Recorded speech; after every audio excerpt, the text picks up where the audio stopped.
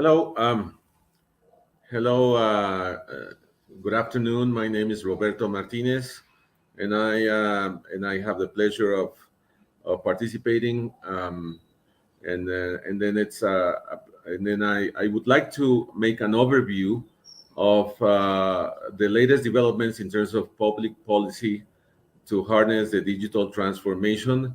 And to that end, I am acting today as sort of a correspondent, a news correspondent of the Global Institute for Digital Competitiveness to just to highlight the key points behind a recent event that was I think that's really important if we want to understand like the dashboard of policy issues and challenges, and therefore I am entitled this presentation as making the most of digital transformation, global government policy coordination to unleash the digital promise while minimizing risks. And so recently, in last December, there was a summit, an intergovernment summit hosted by the OECD. And so the OECD is the Organization for Economic Cooperation and Development. I had the honor to be part of the OECD until recently, and I was a representative of the OECD for Mexico and Latin America until a year ago. But I'm still close to the organization and my former colleagues. And so I commend their efforts to bring about and to pull off this digital economy ministerial meeting that took place last 13th through 15th of December 2022. And the theme of that summit was driving long-term recovery and economic growth by building a trusted, sustainable, and inclusive digital future. And so that ministerial that happened recently had four key um, areas of debate and analysis. So those are first, we have as the first theme, digital enablers of the global economy. Then as the second theme, we have building better societies. The third theme is putting people first in digital transformation. And the fourth theme is that of harnessing the power of artificial intelligence and emerging technologies. And so, going to the first theme. So I'm going to go quickly because then, of course, this is just an overview. We'll have a lot of richness in the several presentations that will be carried out by other experts. But this is just to put the policy flavor into the wide discussion, a far-reaching discussion. And so when we say that, when we talk about digital enablers of the global economy, we have three key areas that take most of the attention of policy shapers and policymakers around the globe. And then first we have online platforms. And so as we know, online platforms have experienced an incredible dynamism over the past few years. And they have enabled a very wide ecosystem, a business ecosystem, a technology ecosystem. They have transformed lives, and they have created indeed new markets in the digital economy. But of course, not only the digital economy, but the worldwide economy in general. Nevertheless, when we see this spectacular deployment of technology around online platforms, we also see that there's always the concern of governments to minimize the risks and to harness the benefits of these new markets. The problem with that is that we see that online platforms are driven by global economic business models. I'm sorry, and then those new markets are not easily compatible with fragmented policy responses. So national policies are not sufficient, and sometimes they may raise uncertainty for businesses, but also from the standpoint of consumers, there's always the risk of over-regulation or just partial regulation in any one given country, and that's why it's very important to see the development of a harmonized uh, trans-border international governance models for the digital economy. And so one of the key things when we see the deployment and the development of online platforms is that there's a tendency in the economics of the growth of online platforms to favor the concentration of players. And so there's always the issue of whether competition might suffer from market dominance or from the concentration of online platforms giving a premium to a few happy dominant players in the marketplace. And so that's of course a paramount concern. That's always a challenge for the authorities that are dealing with antitrust and competition policy, and also for those government entities that are responsible for the protection of consumers. And so that's one trend that calls for more coordinated public policy action when we talk about enablers of the global digital economy. And then as a second enabler, we see cross-border data flows. And those are driving complex value chains. We know about how there's already a global, let's put it like a global factory in many industrial sectors. We saw that during the pandemic, the global value chains were transformed because there was, of course, difficulty in transporting components and different and coordinating different segments of global production chains. But nevertheless, the data that enables the coordination of these value chains worldwide, of course, the data flows as for the most part seamlessly across borders. But even as they flow relatively seamlessly, governments are always on the watch, identifying, particularly in the case of certain concerns like privacy or data security.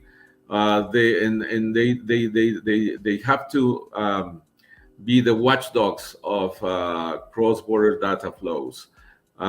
Yet, what happens today is that there's also the tendency of or the temptation of sorting out new regulations which might inhibit these cross-border data flows to the detriment of entrepreneurial activity or to the detriment of even international trade, because increasingly even the exchange of physical goods across borders is definitely enabled by an array of services that are supported by cross-border data. And so that is one of the most dynamic areas of government policy, but I would say not only national government policy, but multilateral government policy coordination. And then as another key enabler of the digital economy, we have digital security. And that's a permanent area of very intense policy work, insofar as there's not a starting or a finishing line when it comes to protecting security throughout the digital economy. And so that's a permanent effort, and that's an international global effort.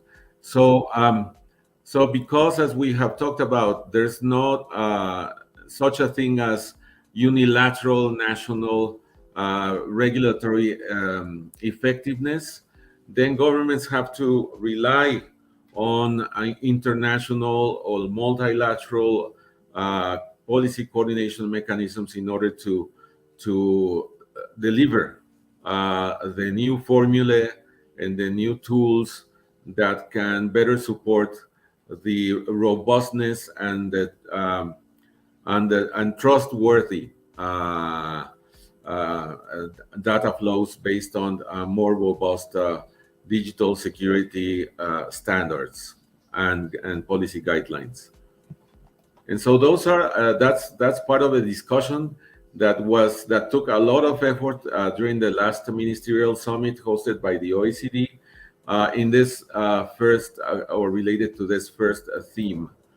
And then we have the second theme of the recent summit, and that's building better societies. And that's when we say building better societies, not only do we mean building back better after the pandemic, the recent pandemic, but we mean thinking out of the box in terms of how the digital transformation phenomena can better serve the purpose of making societies more centered and more focused on well-being, and on the of course on those things that are collectively uh, essential in order to uh, keep generating economic growth as well as social well-being. And so we have as a key mandate that of bridging digital divides. And then we've been talking about the digital divide for over 3 decades, almost. It's almost, when that's easy to say, that's almost 3 decades that the world has been debating as to how to better cover all of the world, or the world's population with better connectivity. But not only it's a matter of digital divides, it's a matter of fostering quick adoption of technologies that can translate in a more just and a more equal society. And so that's why when we say digital divides, we talk about bridging the gender gap, bridging also the age gap, redressing income inequalities, and that's still a permanent mandate. And again, when we say building better societies, we also refer to combating the effects of harmful content online. And that's an increasing challenge, because as we know, there's the never-ending phenomenon of misinformation, disinformation, other untruths or fake news, which polarize communities. And that's no minor problem, because as we see, in as much as societies experience social or and then even political polarization, then the problem is that institutions are weakened, and the consensus around the value of democratic participation is put into question, and that's something very, very serious that we need to address, so that liberal societies based on participatory democracy become more robust, and then also win the trust and the support of the whole population and citizens in every country. And then when we also when we say building better societies, we talk about leveraging digital technologies in the fight against climate change. So that's something that that's part of the digital transformation dividend. The one of the key returns on the digital transformation is that global problems can be addressed more effectively. And that's the case of environmental sustainability, but particularly climate change. So, for example, I was recently talking about one of the very promising uses of artificial intelligence in a country such as Australia, where AI is becoming very effective as a tool, as a powerful lever to better monitor emissions, of pollutants into the air, and so with the help of big data, it's now possible to forecast emission trends. It's now more possible. It's quite it's become a reality that you can develop foresight in order to better plan ahead, and also to better regulate, and so as to cure the emission of pollutants into the air, and therefore we have a very promising deployment of AI in a policy area that concerns the world, the entire world. And so we go to the third theme now, and that is putting people first in digital transformation. When we say putting people first, we mean people in three uh, dimensions of a meaningful life. And so, people as citizens, people as consumers, and people as workers. So, digital technologies, we know that, have transformed billions of lives, but they can not only transform our day-to-day lives, but they can empower us to be better individuals, to become better citizens that can contribute to communities and to society in general. And people, when people are at the center of the development and the deployment and the adoption of digital transformation, they are more empowered consumers. And so there's better products that are accessible to people. There's more efficient marketplaces, more choices for consumers at more competitive prices. Nevertheless, there's always risks, such as people being vulnerable to online scams and frauds, or being exposed to unsafe products, or the people being exposed to being deceived, exploited, or discriminated against. And so that's why putting people at the center means empowering consumers and looking after consumers.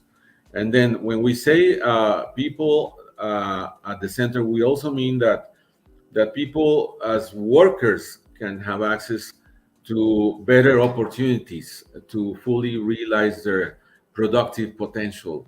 And so, in that sense, technology is indeed a very powerful lever, but there's always the need also to be careful, because, for example, when we see the quick deployment of artificial intelligence in labor markets, we know that the way that AI is designed is follows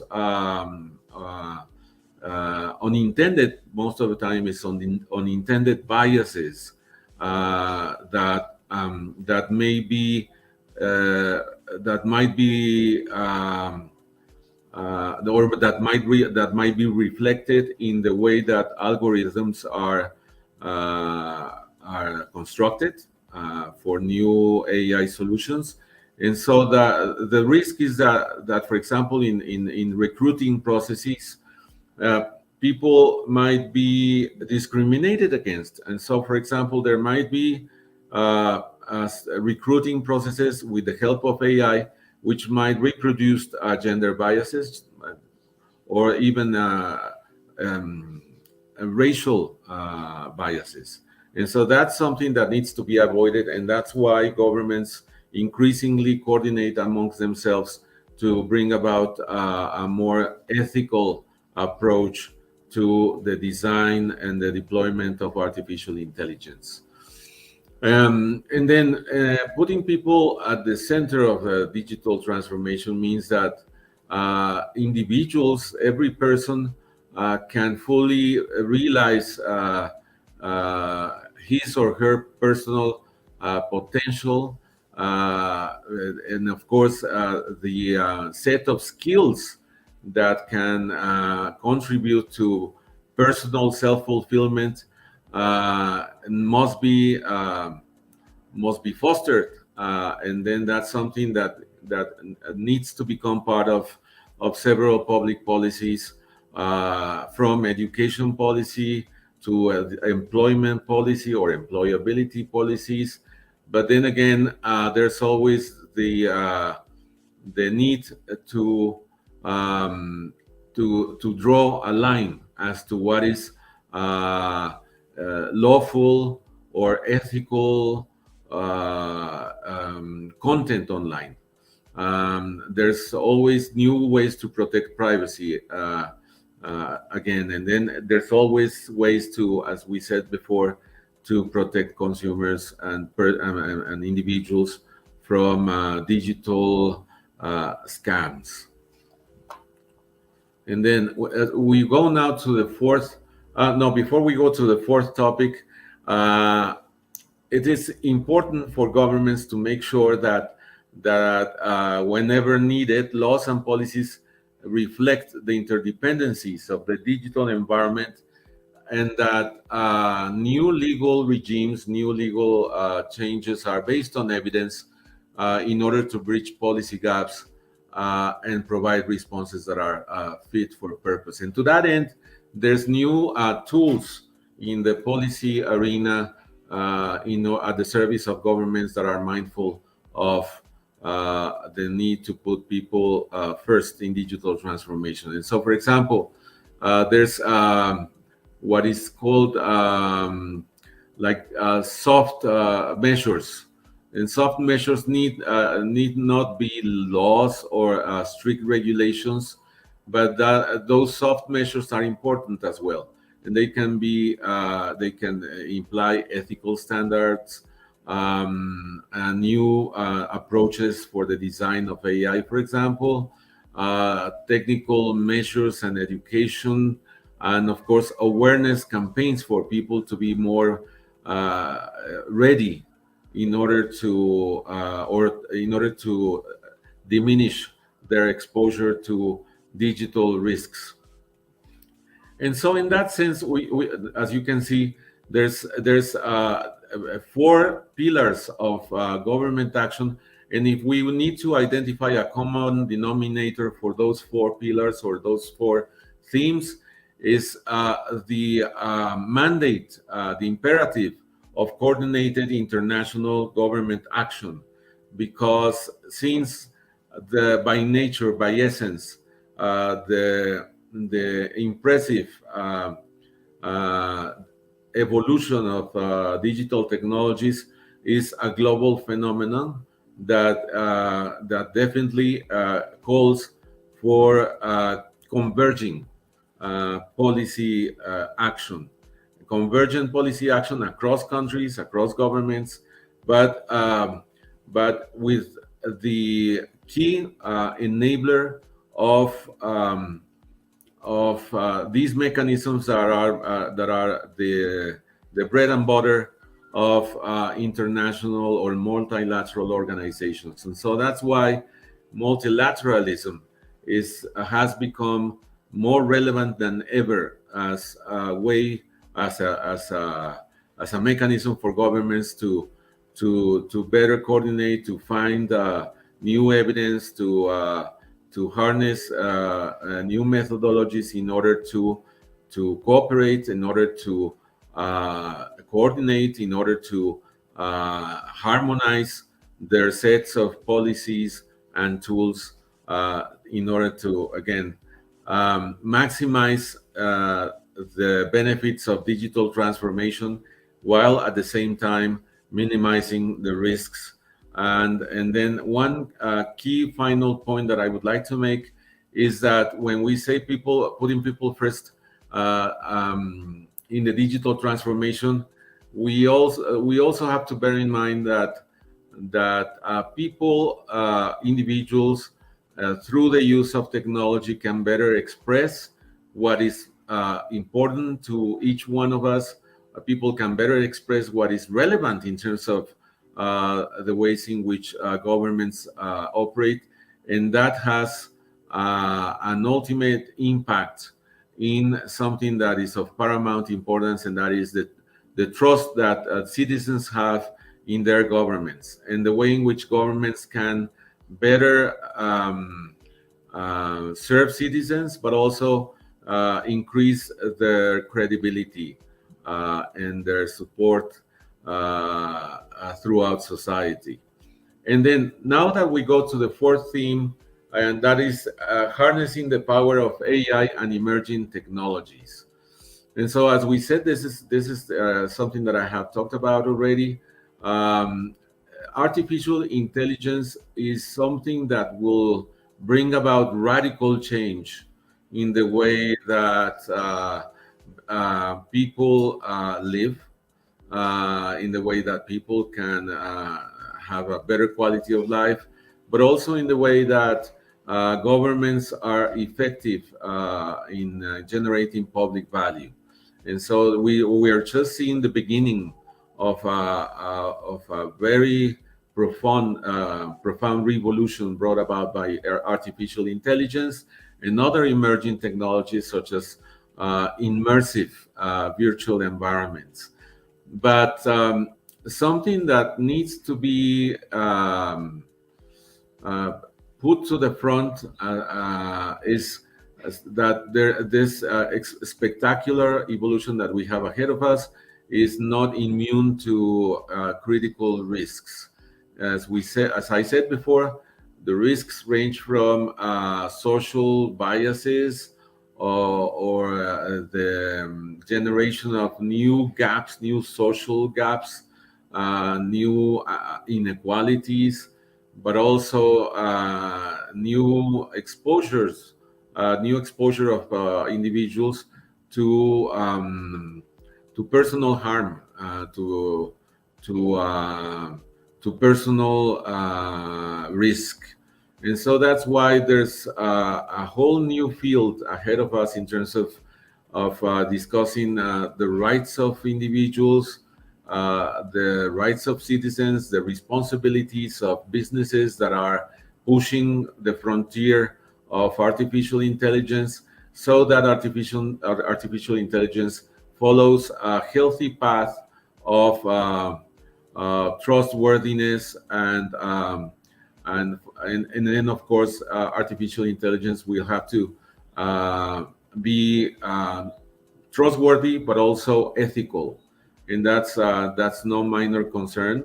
For example, in the multilateral sphere, UNESCO, the United Nations agency that focuses on education, science, and culture, has developed a framework for ethical artificial intelligence that will definitely stimulate more effective, coordinated government responses in the today and in the near future.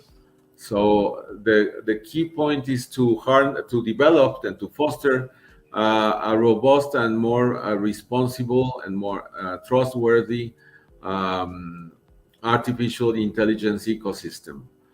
And so, we already talked about immersive virtual environments, but we also have as an area of intense public policy work that of data access, sharing, and governance. And so, since artificial intelligence is fueled by big data and the exchange of and data in immense volumes. Then again, the imperative of developing more effective governance frameworks, and so that again needs to be put to the test in key sectors like healthcare, uh, uh, in the development of technology, in making governments more effective, and so that's the domain of public administration. Even in the sphere of justice procurement, and so in the world of more effective judicial systems, artificial intelligence will play a pivotal role. And that's why the development, again, of artificial intelligence needs to be understood in the context of human rights, in the context of democratic participation, and in the context of the rule of law and the enforcement of the rule of law in every country. And so, with that, I would finish this quick, large, generic overview of the state of the art in terms of government coordination and the key areas where government policy will indeed make a difference in the spectacular evolution of digital technologies to the benefit of people, and of course to the benefit of more business that bring about value for but for every one of us to lead more fulfilling lives. So thank you for this opportunity.